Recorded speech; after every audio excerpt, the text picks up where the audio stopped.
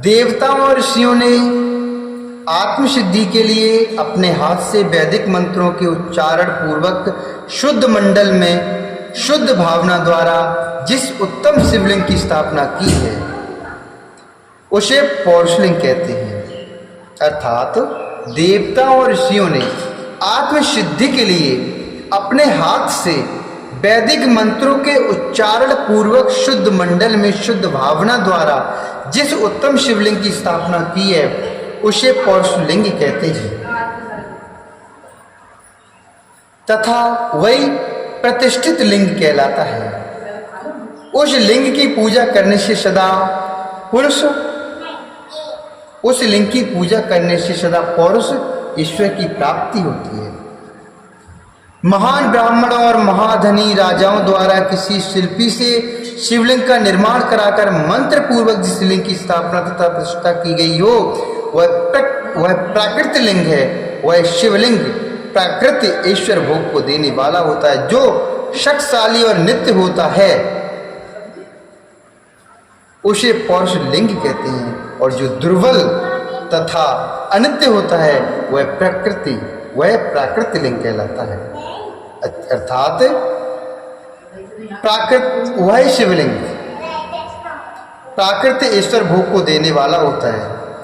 जो शक्तिशाली और नित्य होता है उसे पौरुष लिंग कहते हैं और जो दुर्बल तथा अनित्य होता है वह प्राकृत लिंग कहलाता है।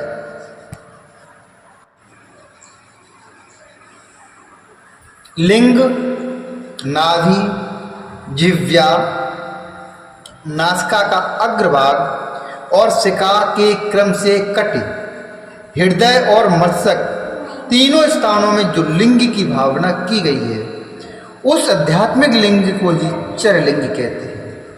अर्थात लिंग नाभि जिह्वा नासिका का अग्रभाग और शिखा के क्रम से कटि हृदय और मस्तक तीनों स्थानों में जो लिंग की भावना की गई है उस आध्यात्मिक लिंग को ही चरलिंग कहते हैं। पर्वत को पौरुष लिंग बताया गया है और भूतल को विद्वान पुरुष प्राकृत लिंग मानते हैं। वृक्ष आदि को पौरुष लिंग जानना चाहिए। गुल्म आदि को प्राकृत लिंग कहा गया है।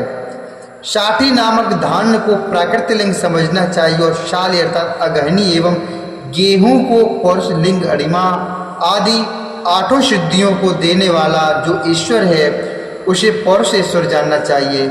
सुंदर स्त्री तथा धन आदि विषयों को आस्तिक पुरुष प्राकृत ईश्वर कहते हैं। चरलिंगों में सबसे प्रथम रसलिंग का वर्णन किया गया जाता है। चरलिंगों में सबसे प्रथम रसलिंग का वर्णन किया जाता है। रसलिंग ब्राह्मणों को उनकी सारी अभीष्ट वस्तुओं को देने वाला है। शुभ कारक बाणलिंग क्षत्रिय को महान राज की प्राप्ति कराने वाला है। सुवर्णलिंग वैश्यों को महाधनपति का पद प्रदान कराने वाला है तथा सुंदर शिवलिंग शूद्रों को महाशुद्धि देने वाला है। स्फटिक लिंग तथा बाणलिंग सब लोगों को उनकी समस्त कामनाएं प्रदान करते हैं। अपना न हो तो दूसरे का स्फटिक या बाणलिंग भी पूजा के लिए निषिद्ध नहीं है। स्त्रियों विशेषता सद्भावों के लिए पार्थिव लिंग की पूजा का विधान है। प्रवृत्ति मार्ग में स्थित विधवाओं के लिए स्फटिक लिंग की पूजा बताई गई है। प्रवृत्ति मार्ग में स्थित विधवाओं के लिए स्फटिक लिंग की पूजा बताई गई है, परंतु विरक्त विधवाओं के लिए रसलिंग की पूजा को ही श्रेष्ठ कहा गया है। हे सुब्रतो, बचपन में, युवावस्था में और बुढ़ापे में भी शुद्ध स्फटिकमय शिवलिंग का पूजन स्त्रियों को समस्त भोग प्रदान करने वाला है।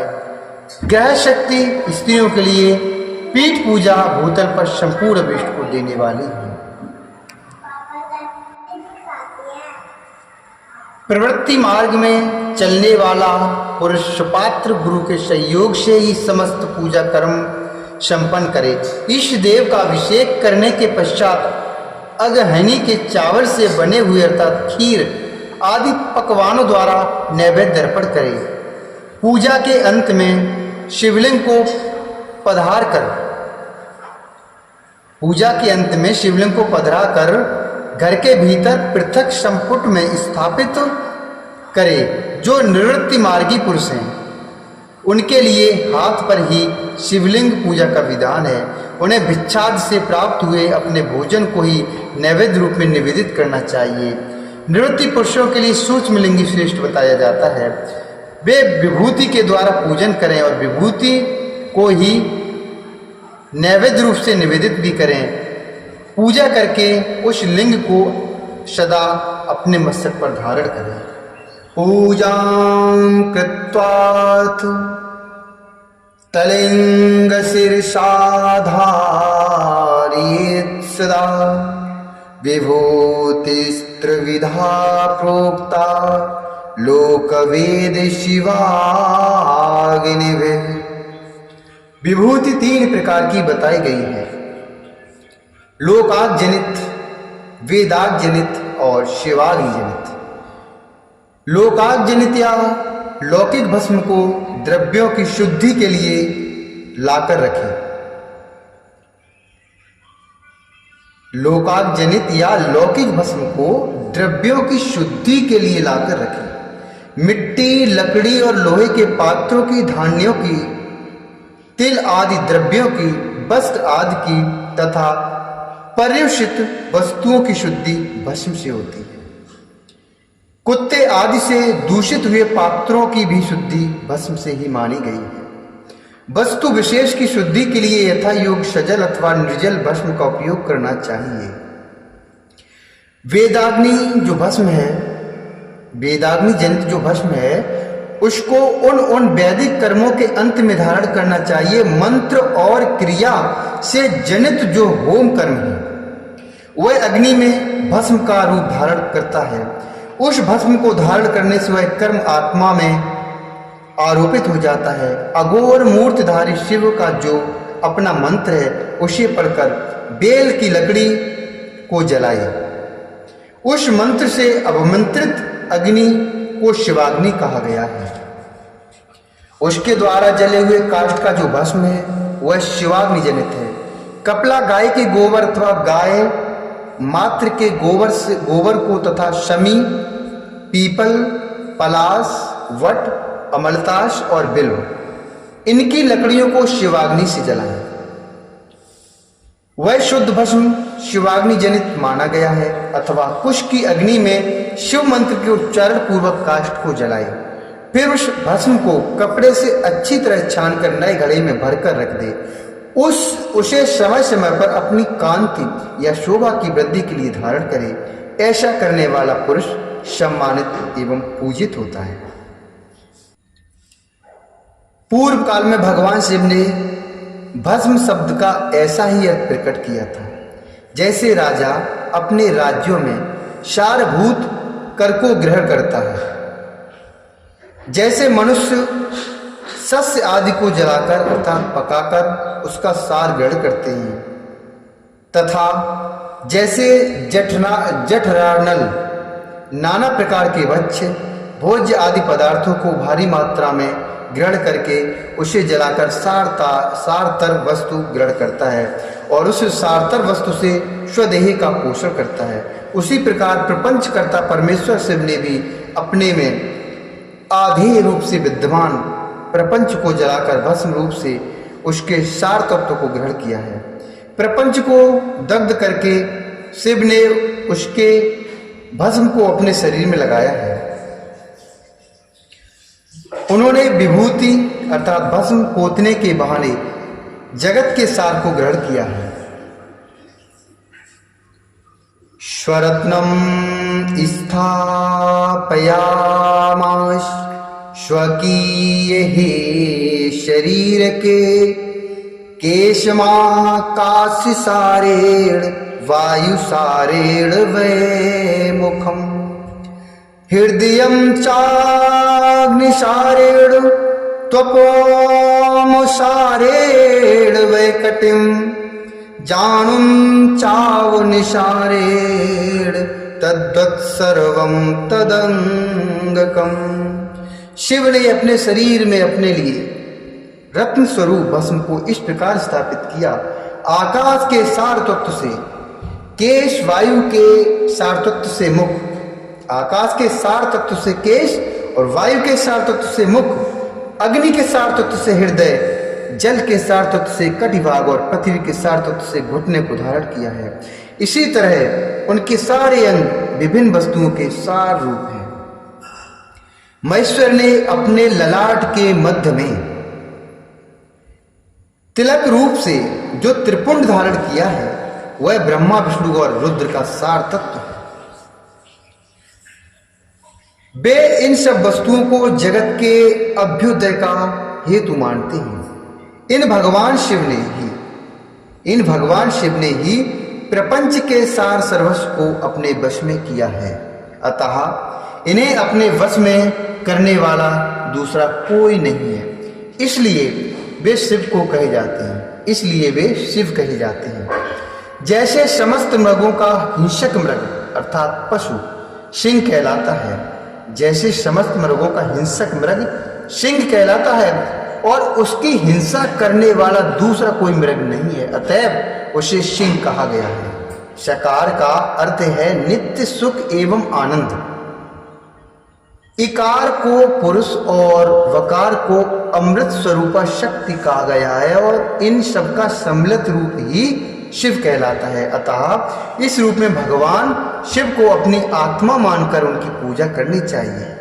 साधक पहले अपने अंगों में भस्म लगाए, फिर ललाट में उत्तम त्रिपुंड धारण करे। पूजा काल में सजल भस्म का उपयोग होता है और द्रव्य शुद्धि के लिए निर्जल भस्म का। दिन हो अथवा रात्रि, नारी हो या पुरुष, दिवा वा यदि वा रात्रौ, नारी वाथ नरो पिवा, पूजार्थं सजलं भस्म त्रिपुंड्रेण धार्यते। पूजार्थं सजलं भस्म त्रिपुंड्रेण धार्यते, त्रिपुंड्रेण धार्यते।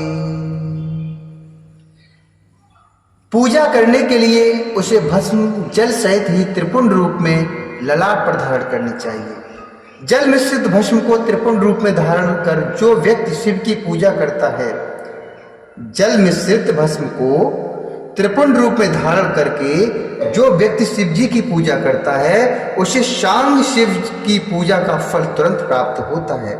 यह सुनिश्चित है, जो प्राणी शिव मंत्र के द्वारा भस्म को धारण करता है वह सभी ब्रह्मचर्य ग्रस्त, वानप्रस्थ तथा संन्यास आश्रम में श्रेष्ठ होता है। उसे शिवाश्रमी कहा जाता है, क्योंकि वह एकमात्र शिव को ही परम श्रेष्ठ मानता है। शिव व्रत में एकमात्र शिव में ही निष्ठा रखने वाले को न तो अशौच का दोष लगता है, न तो सूतक का। ललाट के अग्रभाग में अपने हाथ से या गुरु के हाथ से श्वेत भस्म या मिट्टी से तिलक लगाना चाहिए। यह शिव भक्त का लक्षण है। जो गुणों का रोध करता है वह गुरु है।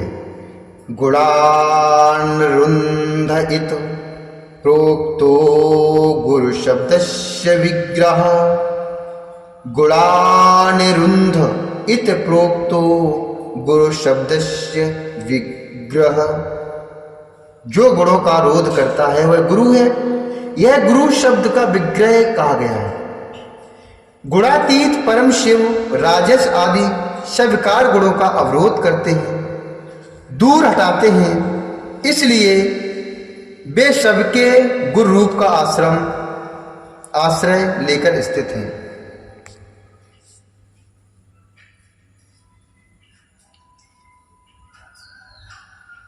गुरु विश्वासी शिष्यों के तीनों गुणों को पहले दूर करके उन्हें शिव तत्व का बोध कराते हैं, इसलिए गुरु कहलाते हैं।